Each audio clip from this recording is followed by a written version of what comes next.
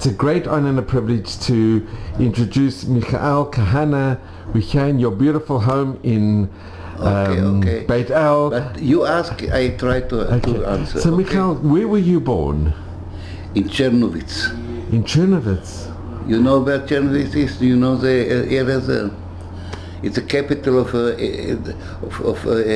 an area called Bukovina. It was a part of the Austrian-Hungarian Empire until the First War. Between two wars, it was a part of Romanian. From 1940, it became Ukraine. Okay? And I was born in Chernowitz. In what year were you born? What date? What date? 1938. 1938.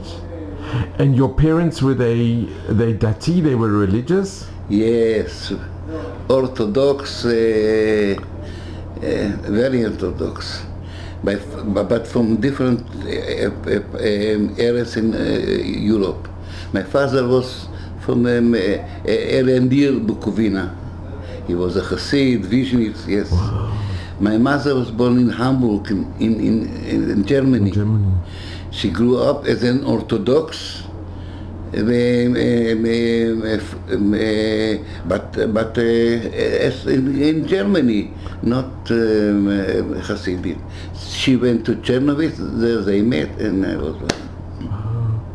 And did you have any other? You had any other siblings, a brother or a sister? Only this sister. She was murdered. She was murdered in the Holocaust. In the Holocaust. And this is a picture. Hello. The picture is Hello. My father was in Sibir. He had a small picture of both of us. And he was together with a group of prisoners who drawing prisoners. He was together with them part of time. And they have done from the small picture. They have done this. And this was drawn inside. Drawn in Sibir by those prisoners, Russians, not Jews. So this actually comes from Siberia. Yes, this picture has been taken has been made, not taken in Siberia. So, Michael, can I ask, what happened when the war started? Was your father taken to Siberia?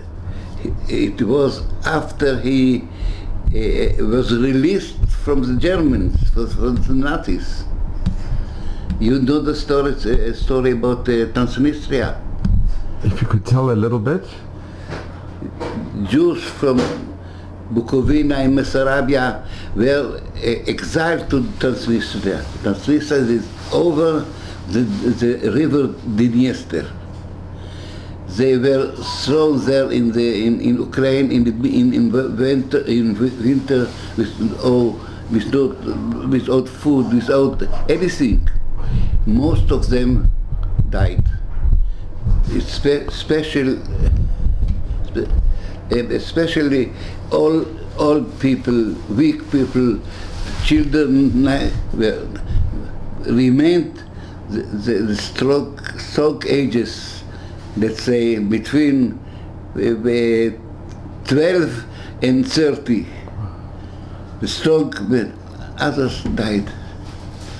And I was 3 years old, but I survived, as you see. And after, in 1944, beginning, the Russians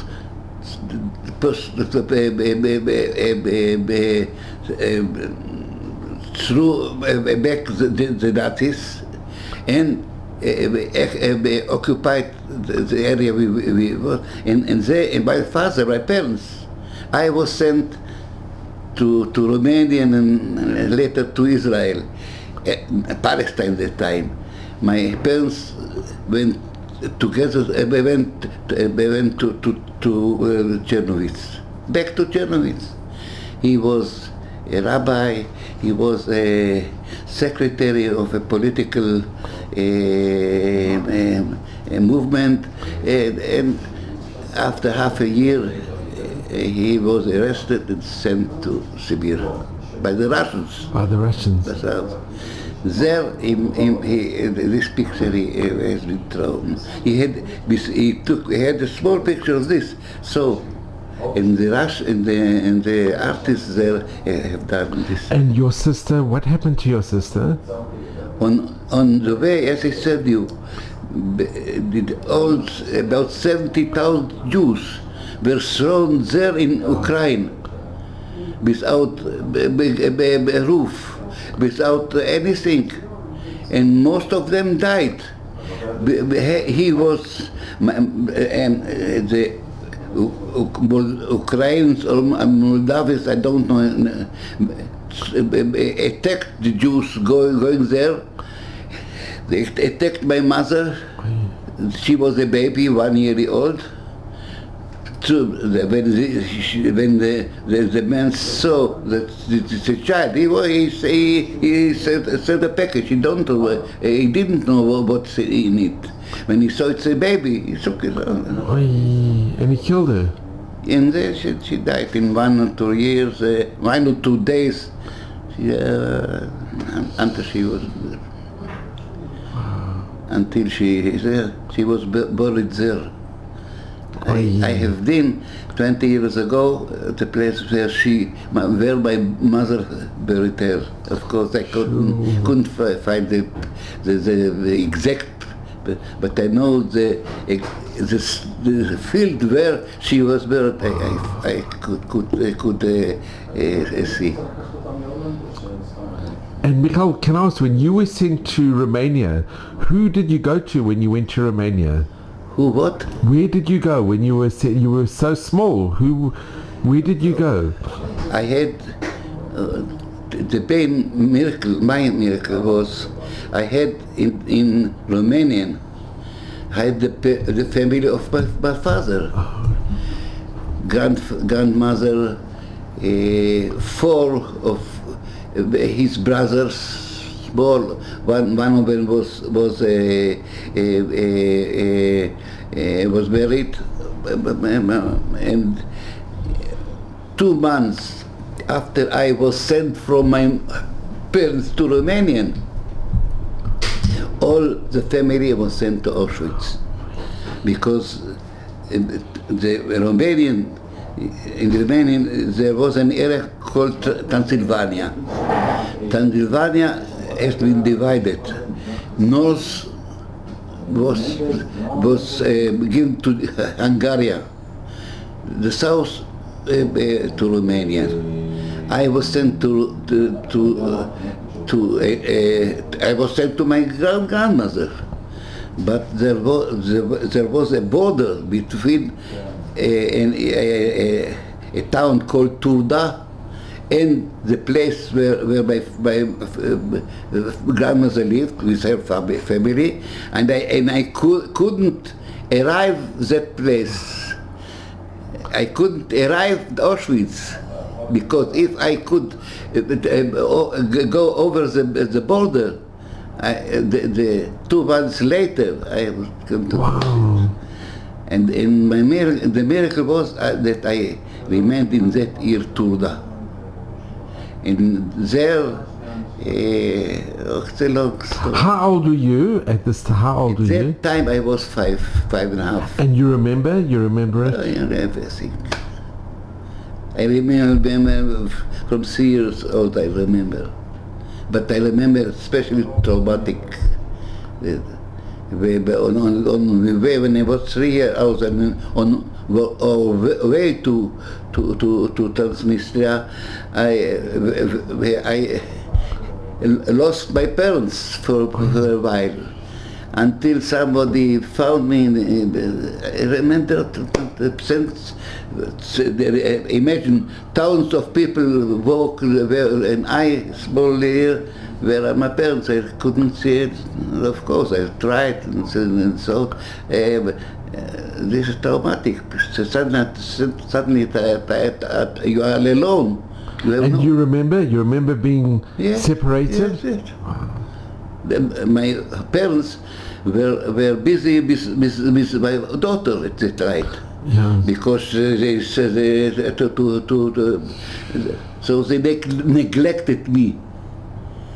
And I found myself suddenly alone. And then they reunited. Somebody. And I remember that somebody found me and recognized me. A miracle. Yeah, many miracles. Every Jew who survived at that time has miracles. If you know, he wouldn't survive. Is that true? And when you were in Romania, how come your parents didn't come with you? Why didn't they also want to go to Romania? Because in the beginning of 1944, the Romanian leader, Antonescu, felt that Germany is supposed to lose the war. So he tried to do justice to Jews. One of them was to let orphans from Transnistria go to Albania. My parents sent me as an orphan from Transnistria to Romania. In Romania, I had a uncle, and what more important, my mother was a teacher before the war. She was a teacher of a seminar of girls. One of her pupils was the daughter of the rabbi of Turda, of that. So my father wrote to the rabbi, and the rabbi sent a non-Jewish woman to take me from, and this, so I arrived Turda. But I couldn't go further because there was a border. If I could, 1 month or 2 months later, I would be in Auschwitz. Wow. Okay. And Michael, I just want to ask you, Michael, when you left your parents, do you remember when they sent you and you had to say goodbye? Do you remember the separation? Of course. It was very amusing because I called her Tante. Tante is Doda. And I remember the place, exactly the place where it was. And we say goodbye, and we laughed, she laughed, I laughed. Nobody could know that we separated for almost 19 years.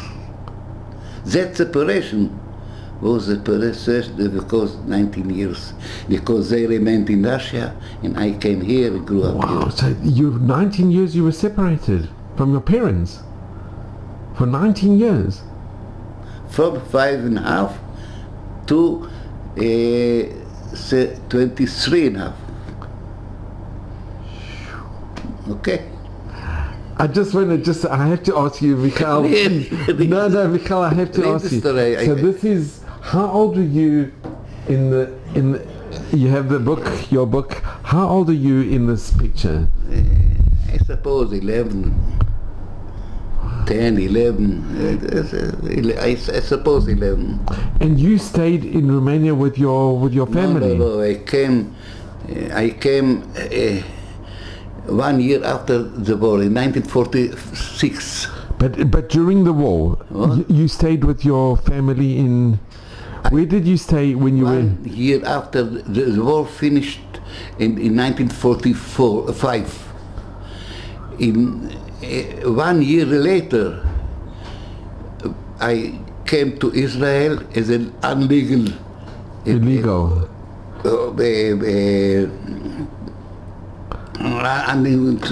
ship, together with my aunt,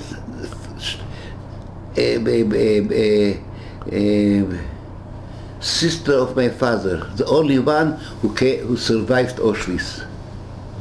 She came and took me to Israel, to Palestine at that time, as an illegal Ole. So, Michael, can I just ask, when you were in Romania, where did you stay when you were in Romania? I stayed there only 1 year. But who did you stay with? With my uncle, a brother of my father. And they survived the war? Yes, because half of Romanian, Yeah, that stayed... half of Romanian, most of them were survived. The Holocaust came to the north of Romania, which was given to Hungary, and in the east, Bessarabia, Moldova today, the Holocaust was there. But in the center of old Romanian, Bucharest, so and so on, wasn't the Holocaust was not Holocaust.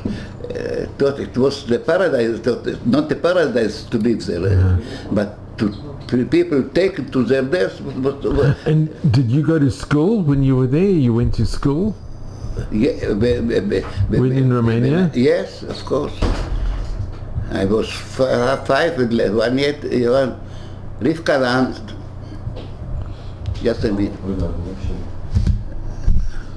Stop it. Michael, can I just ask, when you were in Romania with your family, your father's... Before with my parents, I was in Romania only before we were sent to Transnistria. And then you... Later, I was with my uncle. And your uncle, did they have children as well? Yes, but that time, when I arrived, them they didn't have. They were a young couple. And they were good to you? Yes, they were very They good. looked after you very well? Yes, yes, why not? And during this time, did you communicate with your parents with letters, or did you know what was happening to your parents? I know, yes and no. You are asking about a period of 19 years. No, in the war year, before the end of the war, during the war. During the war, not. But did you have any idea what was happening to your parents? yes. But not in the first time. First year, I didn't know what is happening. First year. Michael, can I just ask you, were you upset that your parents sent you? That you were separated, or did you know that they did it? It's a difficult question. It's a very... They did. My father, half a year after he was released from the Nazis, he was arrested and sent to Siberia. My mother remained alone. As a woman of a political prisoner, she was, nobody dared to speak with her. Later she fell ill with tuberculosis. You can't even imagine. So my uncles decided there is no place where I can connect to my parents. Then my aunt that came back from Auschwitz, she took me. I was 8 years old at the time. Yes, 8. At the time, and took me to Palestine, to Eretz Israel. Do you remember the name of the ship, the boat that you went on? I remember every. What was the name of the ship? The ship, Knesset Israel. Wow. I remember everything.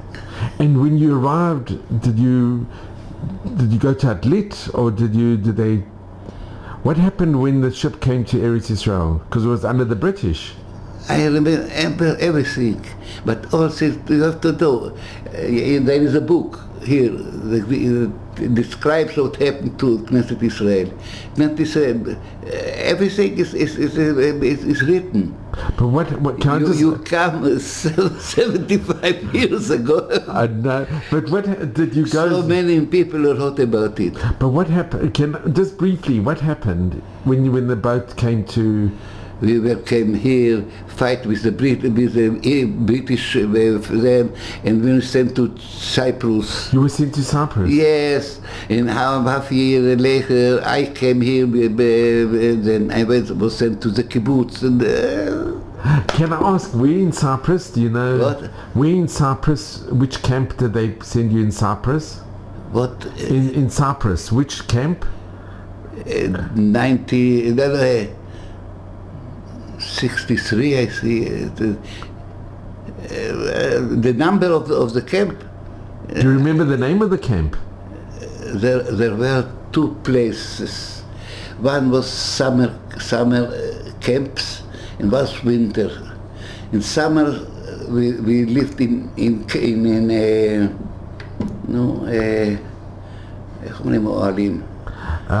Tents. Tents. And in winter they had buildings. We were in the summer, and there were the numbers of the camp. My camp was 63. That is. And were you with your aunt in the camp? Yes. With my aunt. Wow. Only one aunt. Only one that's 9% of my family, of my grandmother's family, were sent to Auschwitz. She was the only one who survived. And she took me with her, and I came here. All the way we have done together. And what was the name of your aunt? Her name? Lottie. Latish. And when you came from Cyprus, did you make friends when you were in Cyprus? Were the other children your age? Not in Cyprus. For me as a child, it was summer and a very nice place. No school, no any obligations. Were the other children as well? Yes, but not much, not many. Not many. Half a year I was there. And then which kibbutz did you come to when you came here? Chafetz Chaim. You were in Chafetz Chaim. And your aunt was with you? No. She came every month. 750 Jews received certificates to come to Israel, and it was done by okay. I came 1 month before her. Was sent to the kibbutz. She came here and was in Haifa. There she met a man and married. And she had a family? What? She had a family? Of course. Wonderful. Oh, and how long were you in Chafetz Chaim? In Chafetz Chaim, I was connected to the kibbutz from 9 years old until I finished the army in 20. Wow. It was most of the time it was my house. Of course, I had the house of my aunt. I had other uncles here. Some of them who was from Romanian. One uncle was the brother of my mother, who came here in the 30s, before the Holocaust. So I had the family here. But here you can find everything. Therefore, if you are interested in what you see, here is my bar mitzvah. This is on the kibbutz? Yes. Wow. It's incredible. Yes, it's incredible. The great family, uncles, cousins. But your parents, they were in Romania. They At that time they were in Siberia. in Siberia.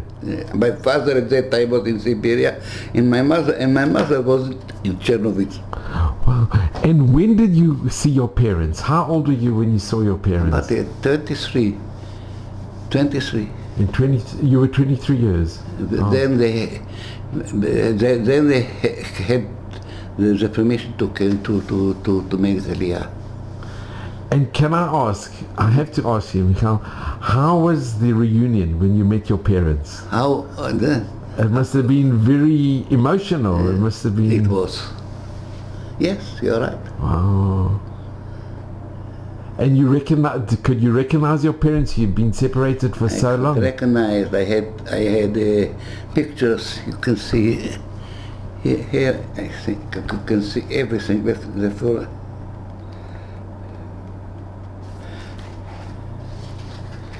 Here I am, my parents in 1954.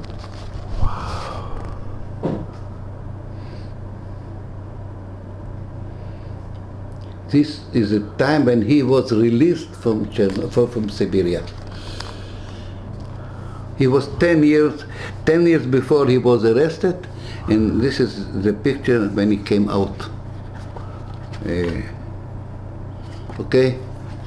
And can I just ask, I have to ask you, Michael, when your parents came here, where did they stay? And did you stay with them? Yes, 1 year. Until I met Rivka and we married, but 1 year I lived with them. Where did they live when your parents came here?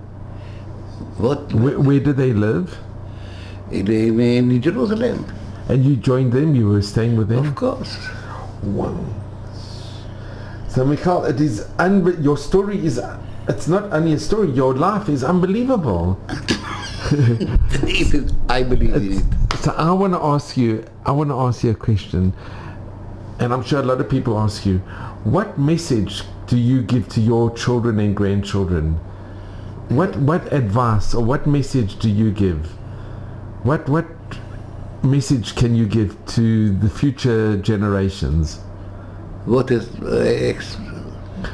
what answer or what advice do you give, or what message? That to have only one place, it's Israel, land of Israel. Not forget no other place. In the United States, I'm worried. Where from are you? South Africa. From Africa, South Africa. South Africa, it's not main, okay, but in America they live good, and they are now in a high stage of, I am worried about them. Especially because the histories of the Jewish people is written 3,000 years ago, and it repeats. It begins, you know the story of Yitzchak Avinu. He went to Elimelech in Gerar, very nice, accepted him. 1 year later, he succeeded, and then the others began to smooth the wells of water. Later, the king came to him, please go away, we can't stay, that you stay with us. This is the beginning. 1 generation later, Jacob came to Laban without anything, very nice, until he began to succeed. When he began to succeed, the sons of Laban and Laban itself wanted to kill him, to take him many things. Later generation, Joseph came It's true, it's Mitzrayim, it's Egypt. Everything repeats. What was in Poland? The king asked the Jews from Germany, come to us, and they came, and what happened, you know? What was in Germany? Mendelssohn, the friends of Mendelssohn said him, if you will speak Germany like the Germans, there will be no anti-Semitism. No anti-Semitism. Until the Jews succeeded there, what happened, you know? This is repeats so many times, and I am worried about what in the United States, in everywhere where the Jews succeed. If we are down, they will. But when we succeed, the jealousy, I don't know what begins. In Hebrew, we have 3 words for hatred: Eva, Mastema, Sin'ah. You know the 3 words. Eva, where from it's talking? Between the snake and Jews, there will be Eva. The hatred is connected with Eva, Ema, with fear. The second word is also Vaistom Esav et Yaakov. Vaistom is to block the way to some. The second one is with jealousy. Vayikanu bo Echav in Joseph, vayisneu oto. These are the 3 main reasons for hatred: fear, blocking the way, and jealousy. Sometimes both, all the 3, but now in America is good. There were times that the Jews of America and the niggers went together because they were down. Now it's not so. We are white and they remain black. But my son was, a month ago, he was sent by his paper, you know, he's a journalist, to Cleveland and Toronto, no, not Toronto, in Detroit, to that area to learn the connection between niggers and Jews, especially to see. Today they are not together. What will be in next century, I don't know. But I know as the Jews go out, goes up, the hatred is more and more. Therefore, there's only one place here. We have here our dangers, but if we will be strong, I believe here is our place. Okay. Well, I just want to thank you. 1 minute. No, Michael, just 1 minute. I just have to thank you because I'm so grateful to you. Oh, okay. Okay. So, Michael, I just want to thank you. Thank you so much. It's been such an honor and a privilege. Okay. And to know that you and your wife are one of the founders of Beit El. It's incredible. You are amazing, and you should just have Mazal Bracha at Mevesrim and Nachas from your family. Thank you. And Bemet Toda Rabba Im Kol Halev. Thank you from all my heart, really. Okay. I'm so grateful to you, Michael. And your message is very, very special. And it's very, very true. Your message is amazing. So thank you.